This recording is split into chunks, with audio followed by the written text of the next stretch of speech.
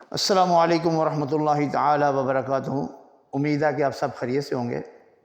ہمارا جو بیان سیریز محرم الحرام کے سلسلے میں یہ پارٹ نمبر 4 پیش خدمت ہے۔ تو جیسے میں شہدائے کربلا کی جو کچھ ہوا ان کے ساتھ اس کی سیریز کے حوالے سے بات کر رہا ہوں، تو آگے بات کرتا ہوں امام مسلم کے بارے میں جو شہادت انہوں نے پچھلے جو میں نے پارٹ میں آپ کو بتایا۔ اب انشاءاللہ آگے چلتے ہیں۔ شہادت حضرت امام مسلم رضی اللہ تعالیٰ عنہ کے بعد منادی کرا دی گئی، جو شخص امام مسلم کے بچوں کو گرفتار کر کے لائے گا اس کو شاہی خزانے سے مالا مال کر دیا جائے گا۔ کئی کوفی انعام کے لالچ میں ان بچوں کی تلاش میں نکل پڑے۔ قاضی تشریح جس کے پاس چمنستان رسالت کے دونوں پھول تھے، جب قاضی کو امام مسلم رضی اللہ تعالیٰ عنہ کی شہادت کی خبر ہوئی تو ان کی آنکھوں میں بے اختیار آنسو جاری ہو گئے۔ دونوں بچوں کو کلاوے میں لے لیا۔ شہزادگان نے قاضی کو روتے دیکھا تو پوچھا، بابا تم ہماری طرف دیکھ کر کیوں رو رہے ہو؟ کہیں ہم یتیم تو نہیں ہو گئے؟ کیا ہمارے سر سے سایہ پدری اڑ چکا ہے؟ کیا ہم لاوارث ہو گئے ہیں؟ ہمارے ابا جان تو خیریت سے ہیں، ہماری آنکھیں انہیں دیکھنے کو ترس رہی ہیں۔ بچوں کی اس معصومانہ گفتگو نے قاضی کے دل کو ہلا دیا، تاب ضبط نہ رہی۔ خون کے آنسو بہا کر عرض کرنے لگا، جانے پدر تمہارے سر کا سایہ اڑ چکا ہے، تم یتیم ہو چکے ہو، ظالموں نے تمہارے ابو جان کو شہید کر دیا۔ یہ سنتے ہی دونوں ایک دوسرے سے بلگیر ہو کر اپنی بے کسی اور بے بسی پر اس قدر روئے کہ ملائکہ میں کھلبلی مچ گئی۔ حوران بہشتی کے دل لرز گئے۔ قاضی نے دونوں بچوں کو سینے سے لگایا اور کہا، یہ رونے کا وقت نہیں، اس لیے کہ ابن زیاد نے تمہاری تلاش میں اپنے آدمی بندے چھوڑ دیے رکھے ہیں۔ مبادا وہ تمہاری آہ و فغان سن کر تمہیں پکڑ کر لے جائیں۔ بچے خاموش ہو گئے۔ اسی شام بیرون دروازہ اراکین سے ایک کارواں مدینہ منورہ جانے والا تھا۔ قاضی نے اپنے بیٹے اسد کو بلایا اور کہا، آج شام ان دونوں شہزادوں کو بیرونی دروازہ سے اراکین لے جانا اور دونوں کو کسی نیک نیت محب اہل بیت کے سپرد کرانا، تاکہ یہ دونوں مدینہ رسول صلی اللہ علیہ وسلم پہنچ جائیں۔ اسد شام کو دونوں شہزادوں کو لے کر دروازہ اراکین پر آیا، مگر شومی قسمت کہ وہ قافلہ ان کے پہنچنے سے پہلے ہی کوچ کر چکا تھا۔ گرد قافلہ ان کے پہنچنے سے پہلے دور نظر آ رہی تھی، جو گرد تھی اس کی چلنے کی قافلے کی، وہ دور سے نظر آ رہی تھی۔ اسد نے کہا، جلدی کرو، وہ قافلہ جا رہا ہے۔ تھوڑی دور ساتھ چلا، پھر انہیں گرد قافلہ دکھا کر کہنے لگا، دوڑ کر اس قافلہ سے مل جاؤ۔ یہ دونوں ناز پرور مسلم ادھر دوڑے اور اسد واپس لوٹا۔ دونوں بھائی تھوڑی ہی بھاگے تھے کہ گرد قافلہ نظر سے اوجھل ہو گئی۔ یہ ساری رات قافلہ کی تلاش میں چلتے رہے۔ پاؤں میں چھالے پڑ چکے تھے، بھوک اور پیاس سے نڈال ہو چکے تھے، مگر اس تصور سے چلتے رہے کہ مدینہ شریف قریب آ رہا ہے۔ ساری رات چلتے چلتے صبح کا اجالا پھیل گیا۔ سامنے ایک شہر نظر آیا۔ ابھی وہ پہنچ ہی رہے تھے کہ ایک کوفی نے انہیں دیکھ لیا اور انہیں پکڑ کر ابن زیاد کے دربار میں پیش کر دیا۔ اس ظالم نے انہیں جیل میں بھیج دیا۔ جیل کا داروغہ مشکور نامی جو خدا ترس اور محب اہل بیت بھی تھا، انہوں نے دونوں شہزادوں کو آزاد کر دیا۔ اس محبت و عقیدت کی سزا میں اگلے روز اسے بھی شہید کر دیا گیا۔ دوسری شب بھی بچے دوڑتے رہے حتیٰ کہ صبح ہو گئی۔ صبح کے وقت ایک درخت کی ہوں میں چھپ کر بیٹھ گئے۔ قریب ہی ایک پانی کا چشمہ تھا۔ کوفے کی ایک عورت اس چشمے پر پانی لینے آئی تو پانی میں 2 بچوں کا عکس نظر آیا۔ اس نے عرض کی، خوہ پر نظر ڈالی تو وہاں 2 معصوم بچوں کو دیکھا تو پوچھا، اے بچوں تم کون ہو؟ بچوں نے جواب دیا، کی دسیے یتیماں دے حال پہ گئے ٹر ٹر پیراں وچ چھالے، ننگے پیری اسی ہاں دونوں بھائی، اسی دوویں مدینے دے ہاں راہی، اساں دوہاں مدینے شہر جانا، جتھے وسدا ساڈا پاک نانا، جدا کلمہ پڑھے ساری خدائی، اسی دوویں مدینے دے ہاں راہی۔ اس عورت نے کہا کہ اے میرے پیارے بچوں، جس گھر کی میں خادمہ ہوں وہ عورت بھی محب اہل بیت ہے، آؤ میرے ساتھ چلو، میں تمہیں اس کے پاس لے چلتی ہوں۔ یہ عورت ان شہزادوں کو حارث کے گھر لے گئی۔ حارث کی بیوی نے جب ان بچوں کو دیکھا تو بہت پیار کیا، کھانا کھلایا، نہلایا دھلایا اور زلفیں سنواری۔ رات کو مکان کے ایک کمرے میں بستر بچھا کر لٹا دیا۔ مسلسل سفر کی وجہ سے بچے تھکے ہوئے تھے، جو ہی لیٹے تو نیند آ گئی۔ ادھر رات کے وقت حارث گھر پہنچا جو ان بچوں کی تلاش میں سارا دن مارا مارا پھرتا رہا تھا۔ اس نے اپنی بیوی سے کھانا طلب کیا، کھانا کھایا اور سو گیا۔ رات گزر رہی تھی کہ بڑا بھائی روتا ہوا اٹھا اور چھوٹے بھائی کو جگایا اور کہا، لے او ویر حوالے رب دے، آ ملا ایک واری، دوہاں دی ہن جنت ولے لگی ہن تیاری۔ چھوٹے نے روتے ہوئے بڑے بھائی سے کہا کہ یہ آپ مجھ سے کیا کہہ رہے ہیں؟ کیا آپ بھی مجھے اکیلا چھوڑ کر کہیں جا رہے ہیں؟ مجھے مدینہ شریف کون پہنچائے گا؟ میں رہوں گا تو مجھے چپ کون کرائے گا؟ یعنی کہ چھوٹے بھائی نے بڑے بھائی سے کہا کہ اگر آپ مجھے چھوڑ کے جا رہے ہیں تو مجھے چپ کون کرائے گا؟ کہ میں رہوں گا تو چپ کون؟ اے بھائی، کیا آپ مجھ سے ناراض ہو گئے ہو؟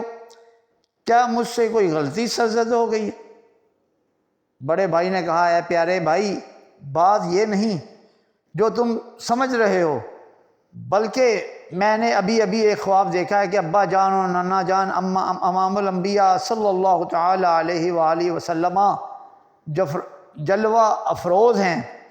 آقا علیہ السلام نے فرمایا، اے مسلم، تم تو ہمارے پاس آگے ہو، اپنے بچے کو کس کے سپرد کر کے آئے ہو؟ ابا جان نے عرض کیا، یا رسول اللہ صلی اللہ علیہ وسلم، وہ بھی ابھی حاضر ہو رہے ہیں۔ ادھر یہ باتیں ہو رہی تھی کہ ادھر حارث نے بچوں کے رونے کی آوازیں سنی تو اٹھ کر بیٹھ گیا اور اپنی بیوی سے پوچھنے لگا، یہ رونے کی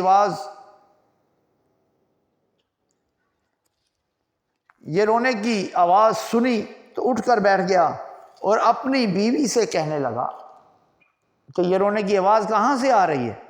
بیوی سہم گئی اور کچھ جواب نہ دیا۔ کہ بیوی وہ جو ڈر گئی اس نے کوئی جواب نہیں دیا۔ بے دین حارث خود اٹھا اور چراغ روشن کر کے ڈھونڈتا ہوا مکان کے اس کمرے کے دروازے پر پہنچا جہاں یہ دونوں بچے ابا ابا کہہ کر رو رہے تھے۔ حارث نے پوچھا، تم کون ہو؟ انہوں نے اس جگہ کو اپنے محبوبوں کا گھر سمجھ رکھا تھا، اس لیے صاف صاف کہہ دیا کہ ہم فرزندان مسلم بن عقیل ہیں رضی اللہ تعالی عنہ۔ رو رو کے کہنے لگے، سید بھی ہیں، معصوم بھی ہیں، بے پدر بھی ہیں، مسافر بھی ہیں، مظلوم بھی ہیں۔ حارث بے دین یہ سن کر غصہ سے بھر گیا، غضبناک ہو کر کہنے لگا، آج دن بھر میں تمہاری تلاش میں رہا، یہاں تک کہ میرے گھوڑے نے بھی جان دے دی اور تم مزے سے میرے ہی گھر میں آرام کر رہے۔ پھر غضبناک آواز سے بچوں کو اپنی طرف بلایا قتل کے خوف سے اٹھے نا علی کے پیارے، اس توقف پر ستمگر نے تماچے مارے، 10 بے داد سے ایک بھائی کا بازو کھینچا، دوسرے بھائی کا ایک ہاتھ سے گیسو کھینچا اس طرح کی کہ پرزے ہوئے کرتے سارے، منہ کے بل گر پڑے وہ برج شرف کے تارے، یا حسین ابن علی ایک نے بسط یاس کہا، دوسرے بھائی نے یا حضرت عباس کہا، بے دین بے رحم حارث نے معصوم اور پھول سے بچوں کے منہ پر تماچے مارے، شروع کیے انہیں گھسیٹتا ہوا مکان سے باہر لایا۔ عورت نے جب خاوند کی یہ بے رحمی دیکھی تو تڑپ کر رہ گئی اور شوہر کے قدموں پر سر رکھ دیا اور روتی ہوئی کہنے لگی، ارے ظالم، یہ چمنستان اہل بیت کے پھول ہیں، ان پر رحم کرو۔ مومنہ دوڑی یہ کہتی ہوئی، با آؤ بقا نہ رہے زور، تیرا شل ہوا بھی دست جفا، ارے سید ہیں یہ سید ہیں تماچا نہ لگا، ارے قرآن کے ورقوں کو زمین پر نہ گرا، بس ارے بس کہ زمین اب تو ہلی جاتی ہے، لے مجھے سیدہ غمگیر نظر آتی ہے۔ حارث کی بچوں کو بچانے کے لیے جو کچھ بھی کر سکتی تھی کر گزری، اس نے ہر طریقے سے اس خونی درندے سے بچوں کو بچانا چاہا، لیکن وہ کامیاب نہ ہو سکی۔ بدبخت دونوں بچوں کو فرات کے کنارے لے گیا۔ پھر خبیث نے تلوار کھینچی اور گلشن محمدی کے دونوں پھولوں کی طرف بڑھا۔ جب شہزادوں نے تلوار کو دیکھا تو ابو مسلم یاد آ گئے، ماں کا پیار یاد آ گیا، ہائے ابا جان، ہمیں ظالم شہید کرنے کو تیار ہو چکا۔ پھر حارث نے کہنے لگے، ہماری یتیمی اور غریبی پر رحم کر، ہماری بے کسی درد ماندگی پر ترس کھا، ارے بد نصیب، ہماری عاجز و بے بسی پر نظر کر۔ وہ کہنے لگا، میرے دل میں رحم ہے ہی نہیں، اور پھر وہ چھوٹے صاحبزادے کا سر کاٹنے کے لیے آگے بڑھا کہ بڑے بھائی نے قاتل کی یہ منت اس آن، سر میرا پہلے قلم کر لوں تو بڑا ہوگا بڑا احسان، شوق سے مجھے ہر صدمہ و ایذا دکھلا، یہ نہ ننھے بھائی کا مجھے ننھا سا لاشا دکھلا۔ آخر کار اس لعین بے دین نے تلوار کا وار کر کے بڑے بھائی کا سر تن سے جدا کر دیا۔ انا للہ و انا الیہ راجعون۔ چھوٹے بھائی نے تڑپتا ہوا لاشا دیکھا تو کلاوے میں لے لیا اور رو کر ابا مسلم بن عقیل رضی اللہ تعالیٰ عنہ کو پکارا، ہائے میں اکیلا رہ گیا بھائی جان، مجھے مدینے کون پہنچائے گا؟ کٹے ہوئے گلے سے زبان حال پر آواز آئی، لے او ویر حوالے رب دے، میلے 4 دناں دے، اس دن عید مبارک ہو سی جس دن پھر ملاوے۔ اتنے میں ظالم نے دوسرا وار کیا اور چھوٹے صاحبزادے کا بھی سر تن سے جدا کر دیا۔ انا للہ و انا الیہ راجعون۔ حضرت امام مسلم رضی اللہ تعالیٰ عنہ کا خط امام حسین رضی اللہ تعالیٰ عنہ کو بھی جو ہی پہنچا تو آپ کو کوفہ کی طرف روانہ ہو گئے۔ آپ کا قافلہ کوفہ کی منزلیں طے کرتا ہوا چلا آ رہا تھا۔ راستہ میں ایک جگہ ٹھہرا تو کوفے کی جانب سے ایک قاصد آیا جس نے امام عالی مقام علیہ السلام سے ملاقات کی۔ آپ نے اس قاصد سے کوفہ کے حالات دریافت کیے فرمائے تو اس قاصد کی آنکھیں اشکبار ہو گئیں اور عرض کرنے لگا، یا امام، کس زبان سے بتاؤں ان بے وفا بدبخت لوگوں نے آپ کے بھائی حضرت مسلم بن عقیل کو شہید کر دیا ہے۔ آپ نے امام مسلم رضی اللہ تعالیٰ عنہ کے شہزادوں کے متعلق پوچھا تو قاصد نے عرض کی، حضور، ان بے دینوں نے ان بچوں کو بھی شہید کر دیا ہے۔ اس خبر کے سنتے ہی آپ خیموں میں تشریف لے گئے۔ آپ کے سامنے امام مسلم رضی اللہ تعالیٰ عنہ کی صاحبزادی آ گئی۔ اس کو دیکھ کر آپ کی آنکھوں سے آنسو ٹپک پڑے۔ حضرت مسلم بن عقیل رضی اللہ تعالیٰ عنہ کی بچی نے جب آپ کو روتے ہوئے دیکھا تو کہنے لگی، چچا جان، آپ میری طرف دیکھ کر ایسے رو رہے ہیں جیسے کہ کوئی یتیموں کی طرف دیکھ کر روتا ہے، کہیں میں یتیم تو نہیں ہو گئی؟ امام عالی مقام نے فرمایا بیٹی صبر کرنا، آج سے میں تمہارا چچا بھی ہوں اور تمہارا باپ بھی میں ہی ہوں، اس لیے کہ کوفے والوں نے تمہارے والد گرامی کو شہید کر دیا۔ بچی نے جب اپنے والد گرامی کی شہادت سن کر خبر سنی تو بے ہوش ہو گئی۔ جب ہوش آیا تو عرض کرنے لگی چچا جان میرے بھائیوں کا کیا حال ہے؟ امام پاک نے فرمایا بیٹی جب تمہیں اپنے بھائیوں کی یاد ستائے تو میرے علی اکبر اور علی اصغر کو دیکھ لینا، کی دساں میں تینوں بچے کی کیتا تقدیراں، محشر تیک تینوں ہن نہیں ملنا تیرے ویراں۔ امام مسلم رضی اللہ تعالیٰ ان کے معصوم بچوں کی شہادت کی خبر سن کر اہل بیت میں کوہرام بپا ہو گیا۔ امام علی مقام علیہ السلام نے صبر کی تلقین فرمائی اور کیا کہ ابھی تو ہمیں اس سے بھی بہت بڑا امتحان دینا ہے، خدا کی رضا کو قبول کرنے کے سوا اور کوئی چارہ کار نہیں۔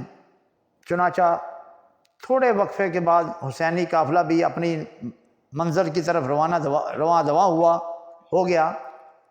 جب کوفہ 2 منزل پر تھا تو آپ کی ملاقات حر بن ریاحی سے ہوئی، اس کے ساتھ 1000 کی تعداد میں سپاہی یزید تھی۔ دوران ملاقات اس نے امام علی مقام علیہ السلام کی خدمت میں عرض کی حضور مجھے ابن زیاد نے آپ کی گرفتاری کے لیے بھیجا ہے۔ امام علی مقام علیہ السلام نے فرمایا اے حر کیا تمہیں معلوم ہے کہ ہم یہاں خود نہیں آئے بلکہ اہل کوفہ کے بار بار اسرار پر آئے ہیں؟ انہوں نے ہمیں بلانے کے لیے پہ در پہ خطوط لکھے، پھر آپ یہ خطوط حر کے آگے ڈھیر کر دیے۔ جو کوفہ والوں نے آپ کو لکھے تھے، حر نے ان خطوں سے لا علمی اظہار کی۔ اسی اثناء میں نماز ظہر کا وقت ہو گیا۔ حق کے امام نے امامت فرمائی، حر نے بھی آپ کی اقتداء میں نماز پڑھی۔ آخر کا رات کی تاریکی چھا گئی۔ حر نے عرض کیا یا امام آپ رات کے اندھیرے میں کسی جائے پناہ کی طرف تشریف لے جائیں اور میں اپنی سپاہ کو واپس لے جاتا ہوں، اس لیے کہ مجھے معلوم نہ تھا کہ آپ سے دھوکہ ہوا ہے۔ چنانچہ امام علی مقام علیہ السلام نے قافلہ کو چلنے کا حکم دیا۔ قافلہ رات بھر چلتے چلتے 2 محرم الحرام سن 61 ہجری کو ایک ایسے میدان میں پہنچا جہاں پہنچ کر سواریاں خود بخود رک گئیں۔ آپ نے اپنے ساتھیوں سے پوچھا کہ یہ کون سا مقام ہے؟ انہوں نے بتایا اسے میدان ماریہ کہتے ہیں۔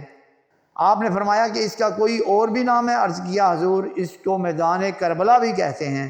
آپ نے سن کر فرمایا اس میدان میں اپنے خیمے نصب کر لو، یہی وہ میدان ہے جہاں میرا علی اکبر قربان ہوگا، قاسم کی جوانی لٹے گی، ننھے علی اصغر کے خشک حلق میں تیر پیوست ہوگا، سیدہ زینب کی گود خالی ہو جائے گی، یہی وہ میدان ہے جہاں سکینہ یتیم ہو جائے گی۔ امام زین العابدین بیمار ہو کر بیڑیاں پہنائی جائیں گی، اولاد رسول صلی اللہ علیہ وسلم کے سروں کو 9 نیزہ پر چڑھا دیا جائے گا، لاشوں کو بے گور و کفن روندا جائے گا۔ امام علی مقام علیہ السلام کے جانثاروں نے میدان کربلا میں اپنے خیمے نصب کر لیے۔ ادھر ابن زیاد نے عمر و سعد کو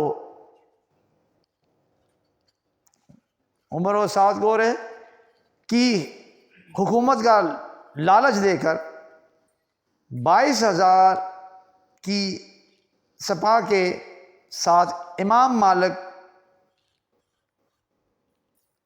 جو 22,000 سپاہ کے ساتھ امام پاک کی طرف بھیجا اور حکومت دیا کہ اگر امام حسین یزید کی بیعت قبول کر لیں تو ٹھیک ہے، ورنہ ان کا سر کاٹ کر لے آؤ۔ عمر و سعد تمام لشکر کو لے کر مقابلے کے لیے میدان میں کربلا میں پہنچ گیا۔ مورخ حیران ہے کہ تاریخ عالم میں کہیں یہ مثال نہیں ملتی کہ 82 افراد کا مقابلہ کرنے کے لیے 22,000 کا لشکر جرار آیا، جبکہ قافلہ کے افراد میں جوان، بوڑھے، بچے اور عورتیں بھی ہیں، اور یہ جنگ کے لیے تیار ہو کر بھی نہیں آئے تھے۔ آخر وہ ان نفوس قدسیہ کو اپنے دل و دماغ میں کیا تصور کرتے ہوئے ہوں گے؟ ان کی ہمت، جرأت و شجاعت کا کیا نقشہ ہوگا؟ ان کے ذہن پر نقشہ طاری ہوگا جو انہوں نے ان کے مقابلے کے لیے اتنی بڑی فوج لا کھڑی کی، مگر پھر بھی ان کے حوصلہ پست ہو رہے ہیں اور دل ہی دل میں سوچ رہے ہیں کہ وہ ان حق کے شیروں کی تاب کیسے لا سکیں گے۔ عمر و سعد جب پورا لشکر فرات کے کنارے اتار چکا تو اس نے امام عالی مقام سے ملاقات کی اور کہا کہ آپ یزید کی بیعت کر لیں۔ آپ نے فرمایا، اے عمرو، اگر میں نے یزید کی بیعت کرنا ہوتی تو مدینہ منورہ کی پرکیف بہاروں کو نہ چھوڑتا، مکہ کو نہ چھوڑتا، ریگستانوں کے سفر کی صحبتوں کو نہ جھیلتا۔ میں کسی بھی صورت میں ایک فاسق و فاجر شخص کی بیعت نہیں کر سکتا۔ گفت و شنید کا یہ سلسلہ 7 محرم الحرام تک جاری رہا۔ عمروں کی طرف سے بیعت کرنے کا اصرار تھا، مگر امام عالی مقام علیہ السلام کی جانب سے انکار تھا۔ ادھر شمر بن ذیل جوشن ابن زیاد کا تیسرا حکم نامہ لے کر وہاں پہنچ گیا کہ فرات پر پہرہ لگا دیا جائے۔ حسین کے خیموں میں، علیہ السلام کے خیموں میں پانی کی ایک بوند بھی نہ پہنچنے پائے، مگر ان ظالموں کو معلوم نہ تھا محمد مصطفیٰ کے باغ کے سب پھول ایسے ہیں جو بن پانی کے تر رہتے ہیں، مرجایا نہیں کرتے۔ حوض کوثر کے والی کی آل پاک کا پانی بند ہو گیا۔ یہاں کوئی یہ نہ سمجھے کہ وہ محض مجبور تھے، خدا کی قسم ہرگز نہیں۔ اگر وہ چاہتے تو کربلا کے تپتے ہوئے صحرا میں پانی کے چشمے ابل پڑتے، مگر وہ رضا برضائے اللہ تعالیٰ سبحانہ و تعالیٰ تھے۔ طاقت ہوندیاں زور نہ لایا، بیٹھے من رضائیں، پانی باج پیاسے چلے دین دنی دے سائیں۔ 9 محرم الحرام کا دن آ گیا۔ عمرو نے کہا، اے امام حسین علیہ السلام، یا تو یزید کی بیعت کر لو یا پھر ہم سے لڑنے کے لیے تیار ہو جاؤ۔ امام عالی مقام علیہ السلام نے فرمایا، اگر تم ہم سے لڑنا ہی چاہتے ہو تو پھر کل 10 تاریخ کو ہم سے لڑائی کر لینا۔ یہ کسی ڈر اور خوف کی وجہ سے نہیں، بلکہ ہم یہ چاہتے ہیں کہ ایک رات اور بارگاہ خدا بندی اللہ تعالیٰ کی خوب عبادت میں سربسجود ہو جائیں، تلاوت کلام کریم کے مزے لوٹ لیں۔ عمر و سعد نے رضامندی ظاہر کر دی اور دل ہی دل میں کہنے لگا، ٹھیک ہے، ایک دن اور گزر جائے گا، ان کی پیاس اور شدت اختیار کر جائے گی، ہمارا کام زیادہ آسان ہو جائے گا۔ چنانچہ 9ویں تاریخ کا دن گزر کر 10ویں رات آ گئی۔ آپ نے تمام عزیز و اقارب کو جمع کر کے فرمایا، میں اپنے تمام ساتھیوں کا شکر گزار ہوں۔ یہ بڑا غور طلب میرے مسلمان بھائیو، یہ بڑی غور طلب بات ہے۔ آپ نے کیا فرمایا؟ میں اپنے تمام ساتھیوں کا شکر گزار ہوں کہ آپ لوگوں نے ہر مقام پر میرا ساتھ دیا۔ تمہاری جان نثاری اور وفا شعاری پر تاریخ عالم فخر اور ناز کرتی رہے گی۔ آج یزیدی لشکر میرے خون کا پیاسا ہے، روسیہ ہوں کہ سپاہ عظیم کا تمہارے ساتھ کوئی سروکار نہیں۔ اگر وہ بیعت مانگتے ہیں تو میری، اگر سر مانگتے ہیں تو میرا۔ اس لیے میں تم سے سب کو باخوشی اجازت دیتا ہوں کہ تم جہاں چاہو رات کی تاریکی میں چلے جاؤ۔ تمام رفقا نے دست بستہ عرض کی، یا امام علیہ السلام، ہم آپ کا ساتھ چھوڑنے کے لیے کبھی تیار نہیں ہیں، ہمیں ان قدموں سے دور نہ کیجیے۔ اگر آج ہم آپ کو اس میدان میں اکیلا چھوڑ آئے تو دنیا ہمیں بلکہ اللہ اور اس کا رسول بھی ہمیں کہیں کا کیا کہے گی، دنیا بھی کیا کہے گی ہمیں۔ امام عالی مقام نے اللہ تعالیٰ کا شکر ادا کیا، پھر بارگاہ خداوندی میں دستے جلال کیا، دعا کی، ہو کر عرض کی اے رب ذوالجلال، تیری ہر نعمت لازوال ہے، تیرا کرم انتہائی کمال ہے۔ مولا اے رب ذوالجلال، اے اللہ عز و جل، تو نے ہمیشہ اپنے بندوں پر فضل و کرم کیا، نہ مرادوں کو گوہر مراد سے مالا مال کیا، تیری رحمت پہ نثار، تیری عطا پہ قربان ہو جاؤں، ہمیں بھی اس امتحان میں کامیاب و کامران فرما۔ پھر کچھ دیر بعد آپ پر خواب کا عالم طاری ہو گیا، رسول اللہ صلی اللہ تعالیٰ علیہ وآلہ وسلم کی زیارت ہوئی، حضور کریم صلی اللہ تعالیٰ علیہ وآلہ وصحبہ وبارک وسلم نے امام پاک کے سینہ پر دست رحمت پھیرا اور دعا کی، اللہم اعطی الحسین صبرا و اجرا، اے اللہ حسین کو صبر اور اس پر اجر عطا فرما۔ پھر آپ نے ساری رات تلاوت اور عبادت میں گزار دی۔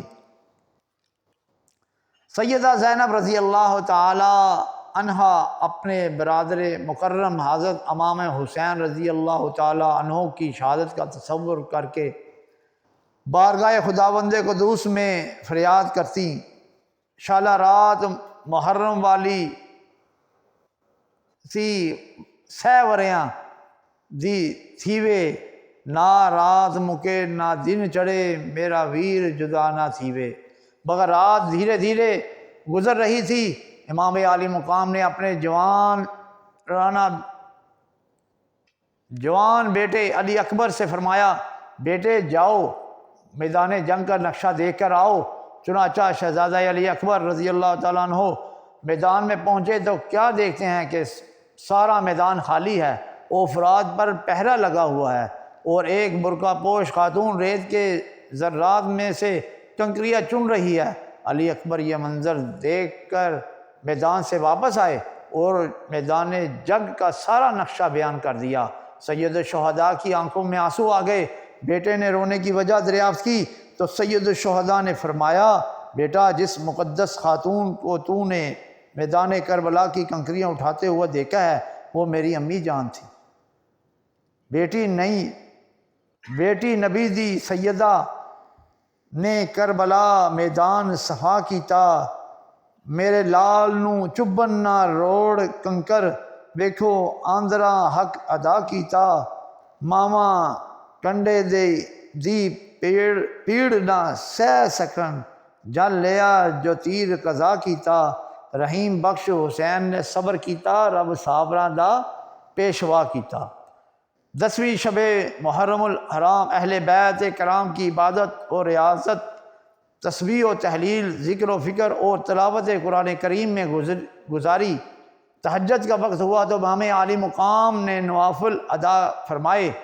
پھر طلوع فجر کے وقت علی اکبر نے اذان پڑھی اور نواسہ رسول امام عالی مقام نے امامت فرمائی، اور تمام حق پرستوں نے آپ کی اقتداء میں نماز پڑھی۔ سامنے یزیدی فوج کی تلواریں چمک رہی ہیں اور ادھر نماز عشق ادا ہو رہی ہے۔